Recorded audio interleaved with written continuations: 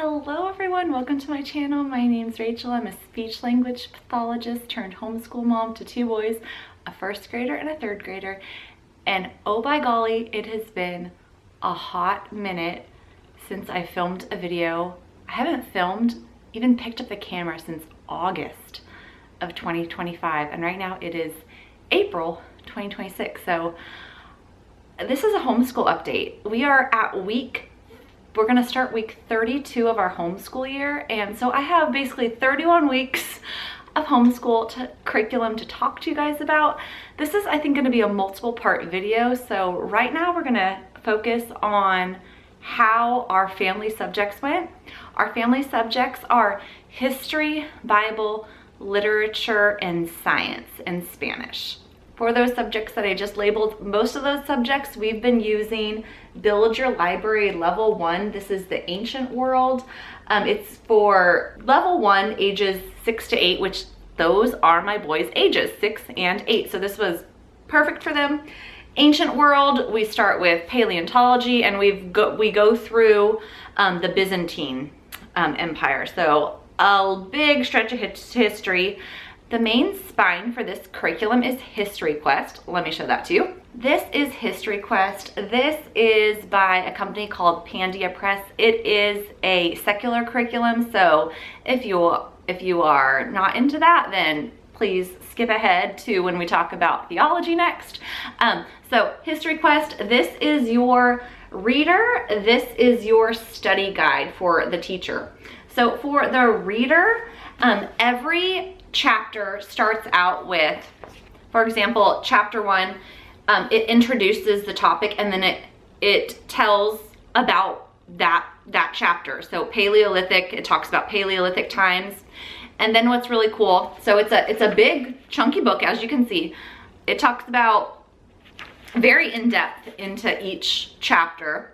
And I'll show you a chapter overview here in a second, but then it goes into a history hop. You're actually meeting someone in each history hop that lived that time, and you are going back in time, meeting them. They're telling you about their life and, you know, what they do for a living, the struggles they have. Every history hop is different, but it is very engaging, and it's in story format, these history hops, which are really nice.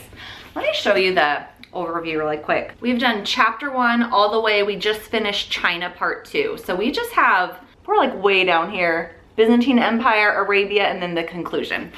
So that is History Quest. The reader, let me show you the teacher manual.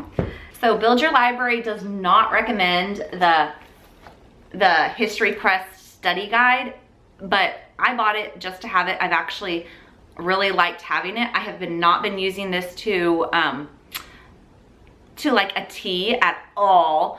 I have been having my boys, each study guide has a copy work for each unit, and then some units have maps that I've been having my boys do as well. Some chapters have like cooking or an art activity. There's a lot of good information in this. I just haven't been using it to a T. I've just been picking and kind of choosing what I want to do. The other spine that is recommended for Build Your Library for history is A Child Through Time, and I bought this one, and so this is ours to have, and yeah, it's really nice. My third grader especially really likes this book. Not every single ancient unit that is covered in History Quest is covered, but for example, for China, this was the layout that we got to talk about when we learned about the Silk Road.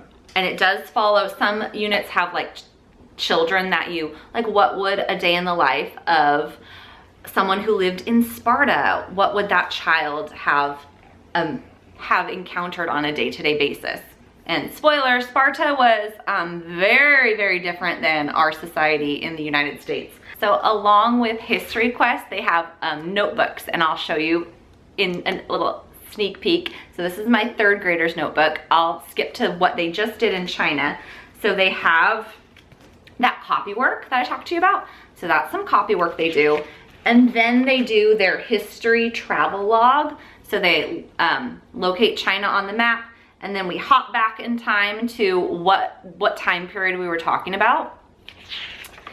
And then on the back of that, they have to describe their travels to China.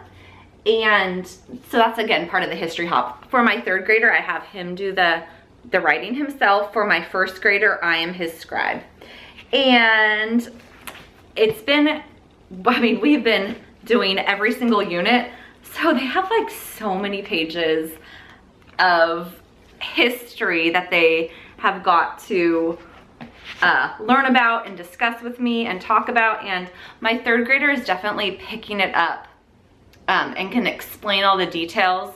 My first grader, this curriculum is working with. I just have to have extra questions asked of him so that he's reminded of what we're learning about. So I, every breakfast, just ask one question of like, what have you learned in history this week of the country that, or the empire that we've learned about? And once I incorporated that, because I found the first, you know, few units of doing it, like it was going over his head. But once I incorporated the question every breakfast of like, okay, tell me one thing you remember about history that we learned about this week.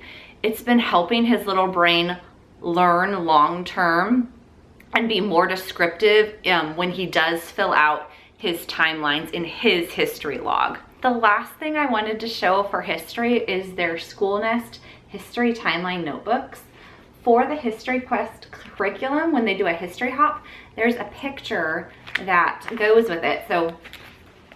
So it's just going through a timeline, and this will be so nice to have for this year and next year and future histories, to see how time has progressed throughout of human history. Okay, that was history. That was a lot. We're loving history. We're loving History Quest. Like I said, we are gonna continue on with middle times from their company next year as well, when they're second and fourth graders, which is crazy. So overall for history, we have been loving using History Quest.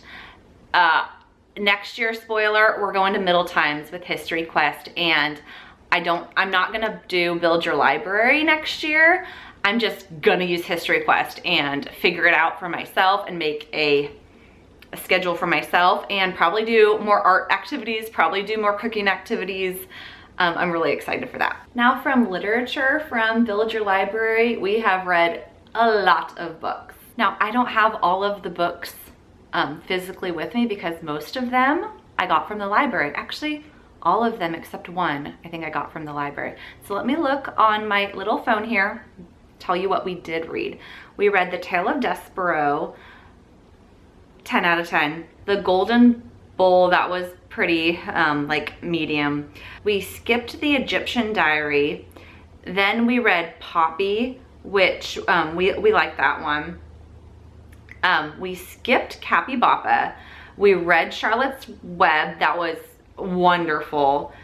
We read Tales of the Odyssey, that was great. We didn't read the Mary Pope Osborne version, we read the Usborne version, the illustrated Usborne version, wonderful. Here's the one we DNF'd, Aru Shah and the End of Time. We started that and my boys both were just absolutely not. They did not like that. The House at Pooh Corner, 10 out of 10. Roman Diary, we skipped. Nim's Island, we skipped. Zoe and Sassafras, that's actually gonna be our last book. And then currently we are listening to an audiobook of Mulan Before the Sword, and that is wonderful. We love that one. So yeah, only one DNF, Aru Shah and the End of Time, and all of us were not into that book at all.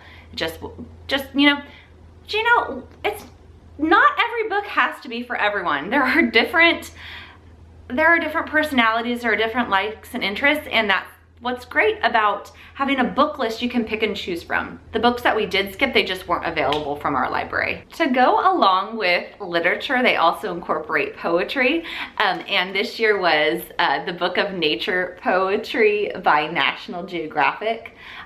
We have been chugging away at this throughout the year.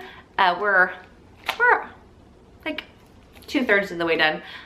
We got it from the library, and we've actually only had to return it once this whole school year. But these pictures are gorgeous, full color, beautiful, beautiful pictures. I just lost my spot, didn't I? I sure did. Good thing that I write where I am in my notebook here.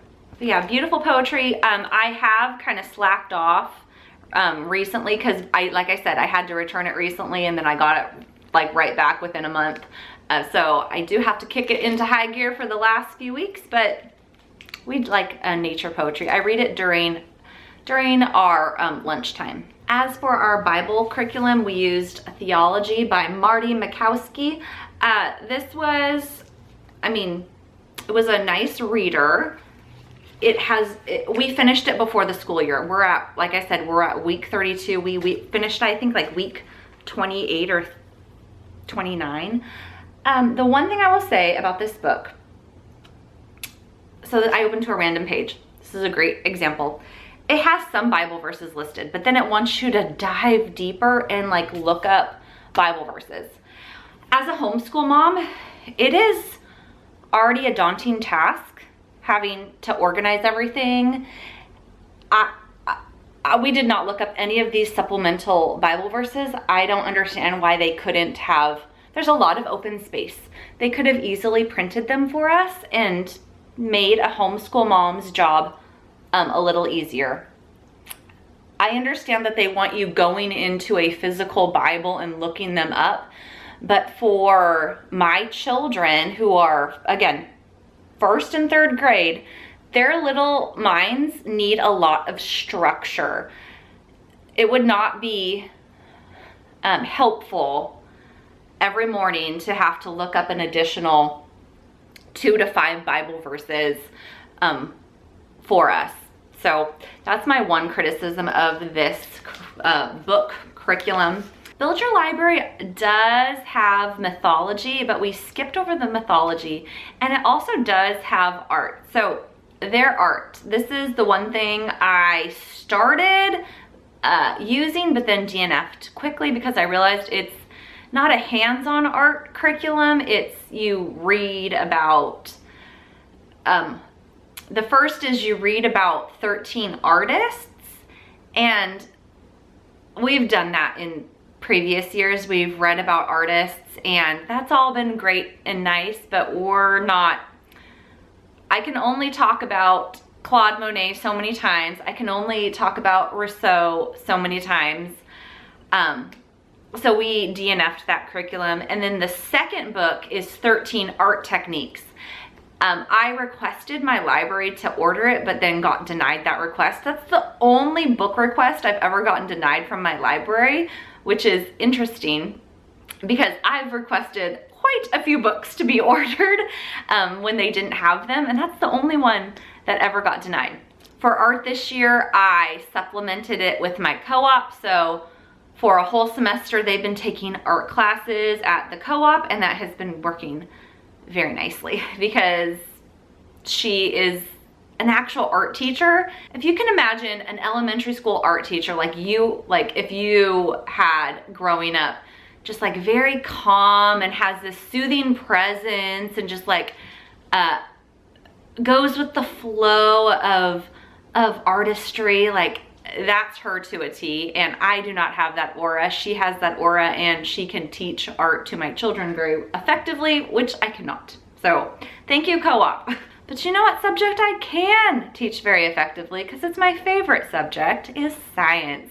And science this year was all about nature study. There's 2 spines for their science. And again, the spines are recommended from Build Your Library. So I'm using the curriculum from Build Your Library.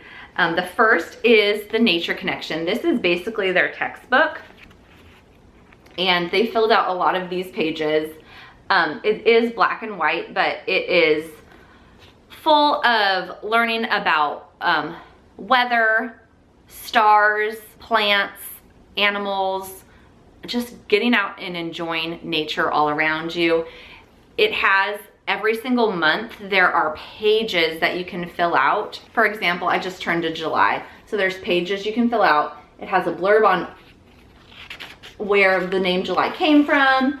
And then it gives you, we didn't fill all of these out, obviously. Oh, he did fill that out. That's so cute. It has information that you can do each month. Every month is really tailored to things that are going on around you. And July obviously had a lot of gardening.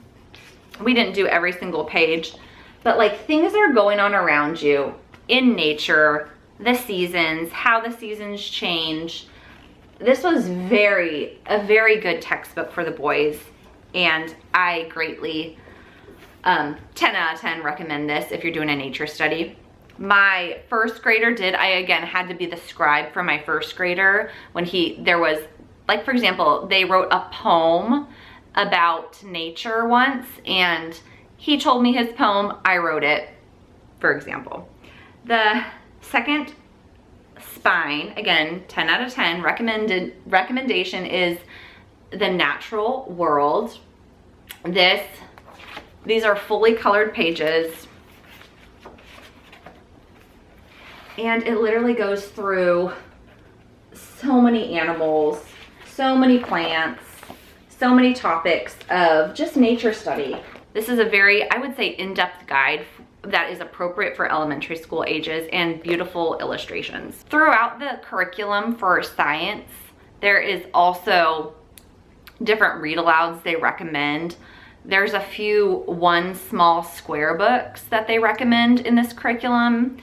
If you're familiar with those, it's a scientist wrote those books, and you're just analyzing, for example, one of the ones, it wasn't recommended in this book, but I remember there was coral reefs, for example, and you're just diving in to see like specifically what makes up a coral reef and learning about every little intricacy about what could happen in a little area of a coral reef.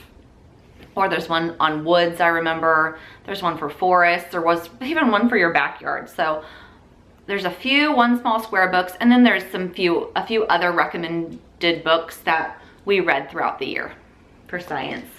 And science, I thought, was a huge success. I have in the past really loved Blossom and Root Science curriculum, which we will be going back to next year.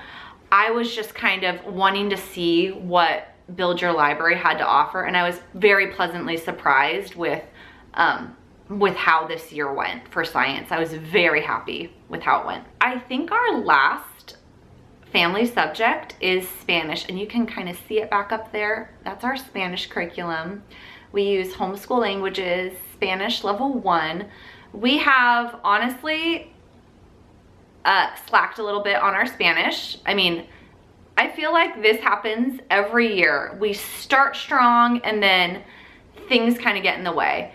My intent is to, like I did last summer, do some Spanish in the summer. I feel like that is the best time for us to just do one subject and just enjoy it and not be pushed, because learning languages does not come naturally for me. I am not a natural speaker.